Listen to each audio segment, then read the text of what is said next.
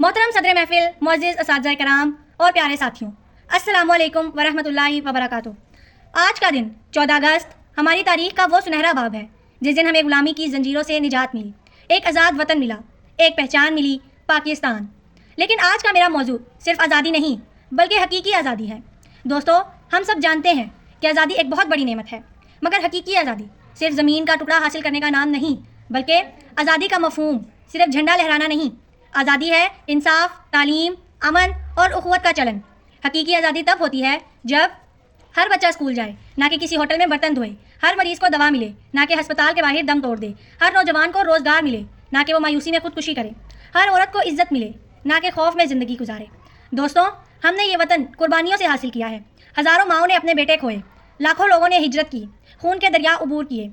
आज़ादी का सूरज खून से रोशन हुआ था।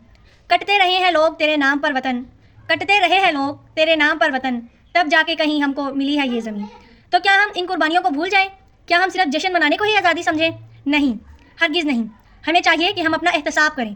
हम खुद से पूछें, क्या हम सच बोलते हैं? क्या हम दूसरों के हक़ अदा करते हैं?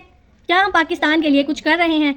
जो कौमें खुद बदलती हैं वही आगे बढ़ती हैं, जो ख्वाब को हकीकत में बदलती हैं वही नई तारीख लिखती हैं। हमें तालीम को अपना हथियार बनाना है, इल्म से अंधेरों को रोशनी में बदलना है। हमें फ़िरकावारियत, करप्शन और नफ़रत को ख़त्म करना है और मोहब्बत, रवादारी और उखुवत को फ़रोग़ देना है, क्योंकि यही है हकीकी आज़ादी। वतन की मिट्टी गवाह रहना, हम वफ़ा निभाएंगे। वतन की मिट्टी गवाह रहना, हम वफ़ा निभाएंगे। तुमने जो ख्वाब देखे थे हम उन्हें सच बनाएंगे।